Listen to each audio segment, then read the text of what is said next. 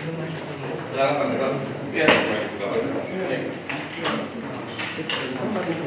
maju. Ngomong sini ngomong. Maju sini, maju. Baik, selamat sore teman-teman semua. Assalamualaikum warahmatullahi wabarakatuh. Sebagaimana yang kita telah lakukan pemanggilan sebelumnya dan hari ini sudah terlaksana. Tadi dari pukul 1 sampai dengan sekarang kami sudah mendapatkan keterangan terkait dengan pelaksanaan TWK dari BAKN. Oleh karena itu, pada kesempatan kali ini kami memberikan kesempatan kepada Kepala BKN untuk bisa menyampaikan hal-hal apa yang sudah disampaikan kepada Komnas HAM terkait dengan apa yang kami mintakan keterangan tersebut berkaitan dengan pelaksanaan TWK. Monggo Pak.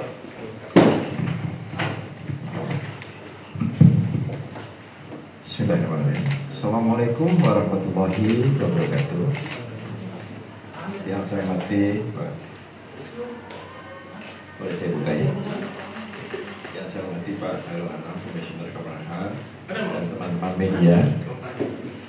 Hari ini kami hadir di Komnas HAM memenuhi undangan Komnas HAM untuk memberikan keterangan mengenai diadakannya tes TWK.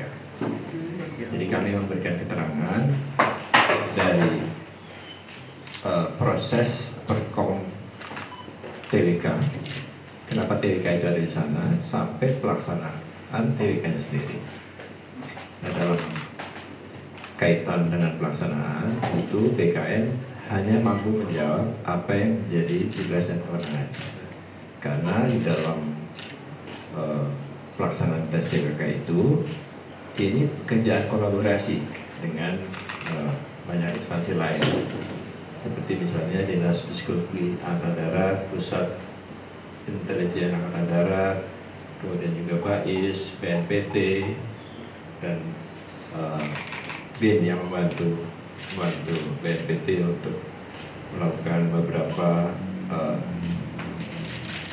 komponen tugas yang dilakukan untuk TWK. Jadi itu kami sudah sampaikan semua, termasuk juga kronologi dan dinamika dalam proses pelaksanaan TWK itu. Jadi mungkin itu yang bisa saya sampaikan. Untuk detailnya mungkin tidak bisa saya sampaikan karena itu menjadi rahasia dari percakapan dengan Komnas HAM. Tapi saya kira proses dari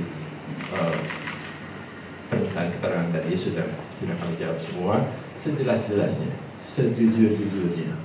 Apa yang ada yang kami lakukan itu yang kami sampaikan kepada Komnas HAM. Tidak ada yang ditutup-tutupi, tidak ada hal-hal yang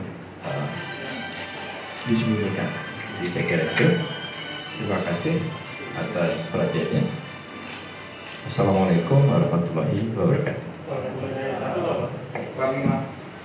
Saya dulu ya.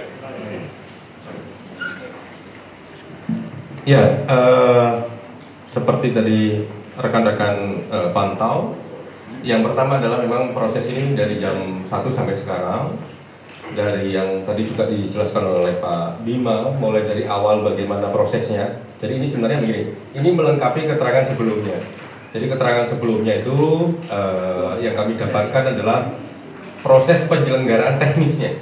Jadi bagaimana mulai dari awal sampai akhir, tadi dilengkapi oleh Pak Bima, terus ada juga Wakil Kepala BKN dan rombongan, itu lebih lengkap. Levelnya level kebijakan, terus beberapa proses-proses penting. Salah satunya memang kami menggunakan instrumen-instrumen yang memang instrumennya BKN. Ini bunyinya begini bagaimana, bunyinya begini bagaimana, di undang-undang dan sebagainya. Dan Komnas HAM berterima kasih sekali BKN terbuka gitu, terbuka terhadap berbagai pertanyaan tersebut dan terbuka juga terhadap berbagai klarifikasi tersebut, termasuk hal-hal yang memang sangat penting untuk kami klarifikasi.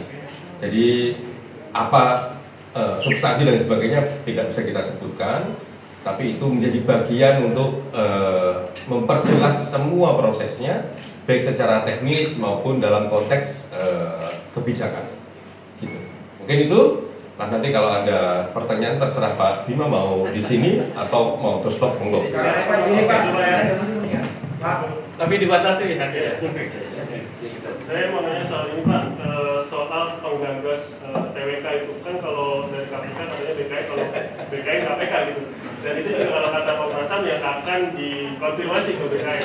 Nah kalau dari BKI penggagasnya itu siapa? Tadi sudah dijelaskan panjang lebar dari awal sampai akhir, jadi saya kira itu nanti akan menjadi bahan kesimpulan dari Komnas HAM, sedangkan dari BKN sudah menyampaikan. Kalau menurut saya sih tidak ada hal yang signifikan berbenturan gitu ya. Mungkin ini hanya persepsi saja yang berbeda yang kami juga sudah menjelaskan dari sudut pandang BKN, dan mungkin teman-teman dari instansi lain juga sudah menjelaskan dari sudut pandang mereka. Jadi itu yang nanti akan menjadi hal-hal yang harus dievaluasi dan dibuat suatu kesimpulan dan rekomendasi oleh Komnas HAM. Jadi saya kira mungkin saya tidak bisa menjawab secara langsung karena nanti akan mempengaruhi dari kesimpulan dan rekomendasi. Saya kira itu. Pak, saya akan lanjutkan dari rekan saya. Ini kan dalam proses penunjukan tersebut kita sudah tahu nih Pak.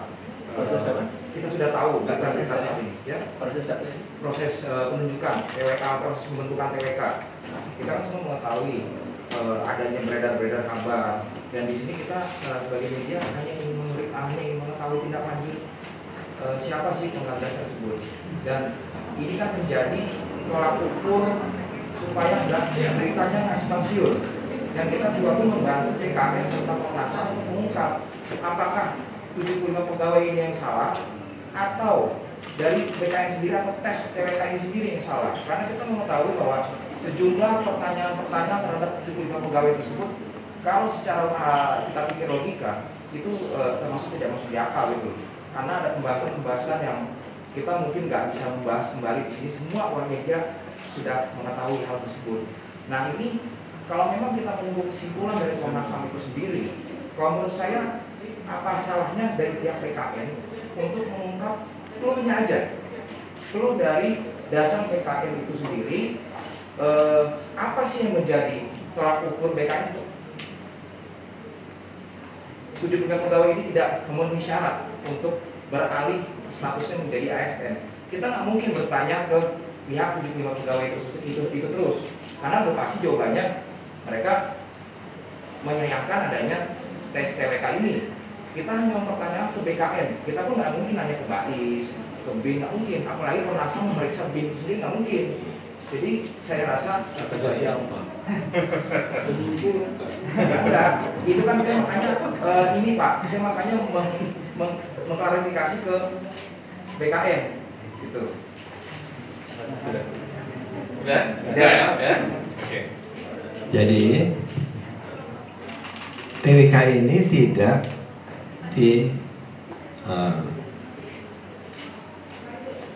diberi atau dimunculkan oleh satu orang.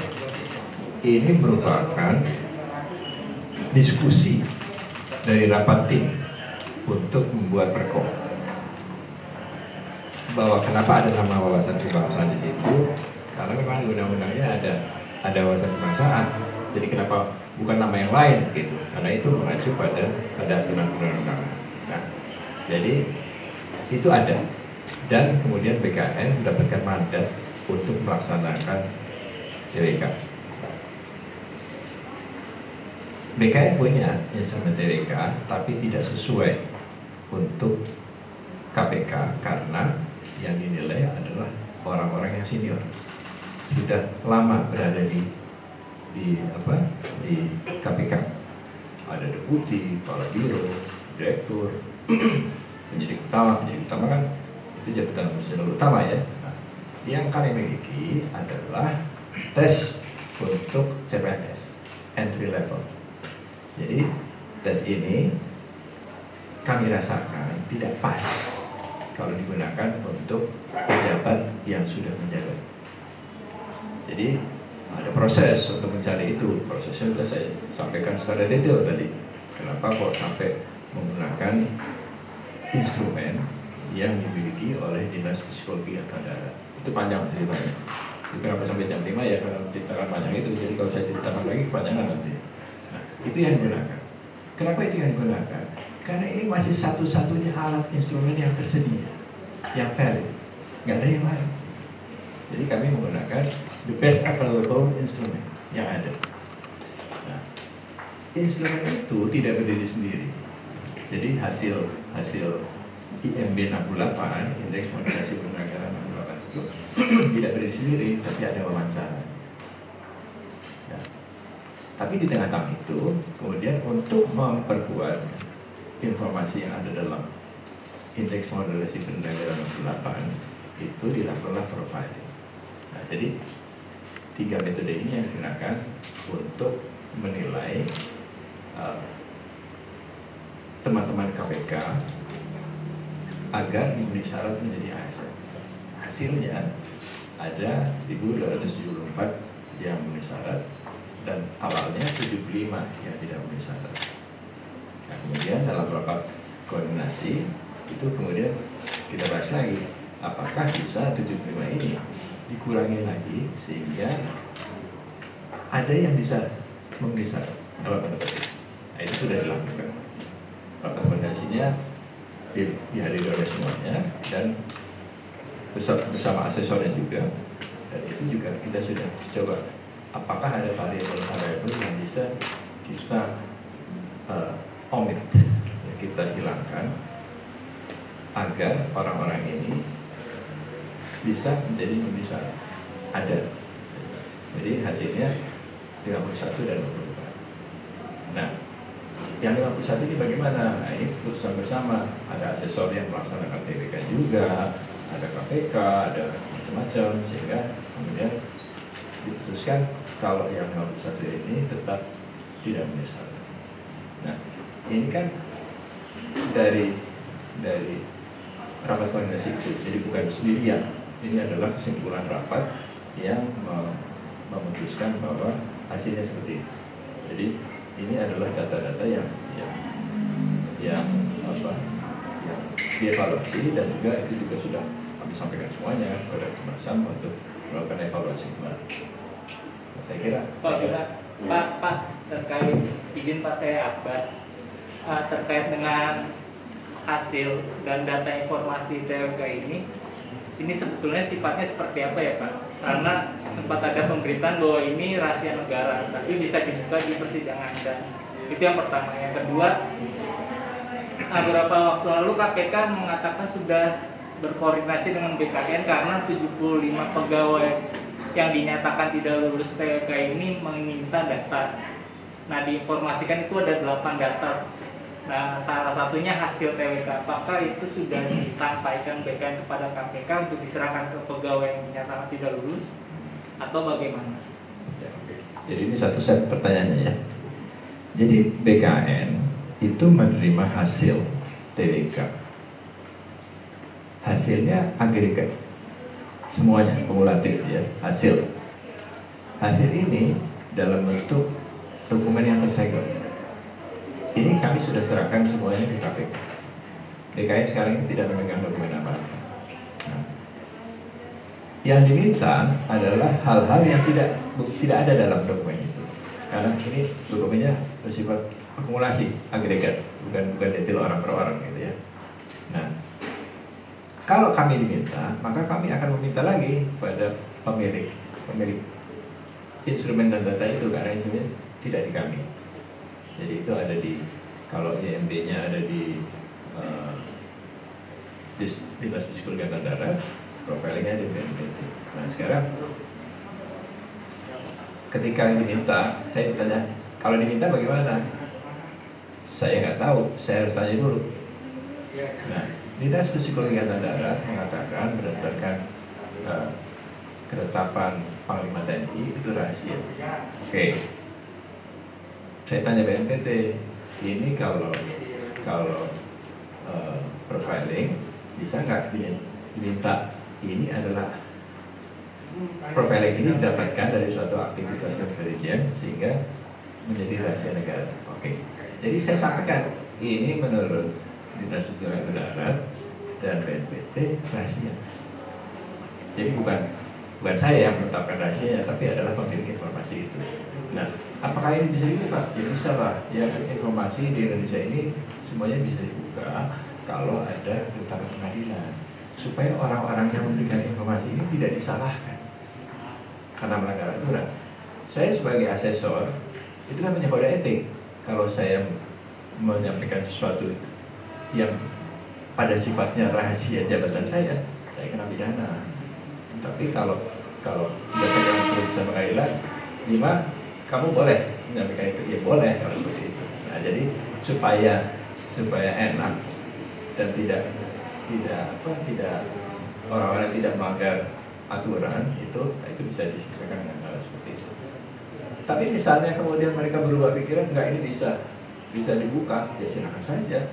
Ini kan memiliki informasi, tersimpannya informasi itu tidak diberikan.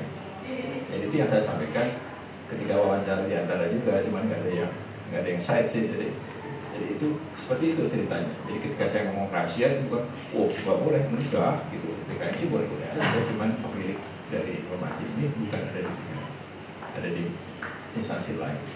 Kami harus menghargai mereka. Pak, soal pelatihan kebangsaan, Pak. Pelatihan Kalau kebangsaan itu kata Bapak dari hasil PWK itu sendiri disegel statusnya, sementara beberapa waktu lalu Kapitra di Mata Najam mengatakan memiliki data hasil dari PWK itu. Ya itu bisa tanya Pak Kapitra sendiri, saya nggak tahu. Saya juga nggak kenal Pak Kapitra, nggak pernah ketemu juga. Jadi saya nggak tahu.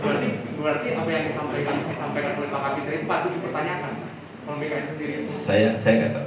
Saya nggak bisa jawab itu karena saya sama sekali nggak tahu informasi. pelatihan kebangsaan, Pak. Pelatihan kebangsaan untuk 24 orang yang dilatih itu. Pelatihan kebangsaan yang untuk 24 orang yang dididik itu kan ada minggu depan. Itu gimana Pak persiapannya, dan katanya sih awal Juni ya. atau? Itu dalam undang-undangnya Diklat Bela Negara itu ada di bawah Kementerian Pertahanan. Jadi KPK sudah menyurati Kementerian Pertahanan untuk dibantu pelaksanaan Diklat Bela Negara. Nah, Diklat Bela Negara itu macam-macam ternyata kurikulumnya, jangka waktunya, gitu ya. Ada yang 6 minggu, 13 minggu dan lain-lain. Kurikulumnya juga macam-macam. Yang mana ini? Nah ini saya tidak mengikuti secara langsung, tapi itu sedang dibahas. Keputusannya bagaimana nanti tergantung rekomendasi dari Kementerian Pertahanan. Yang mana yang mau diambil. Ya, jadi ini banyak instansi yang memutuskan, bukan hanya BKN sendiri. Gitu.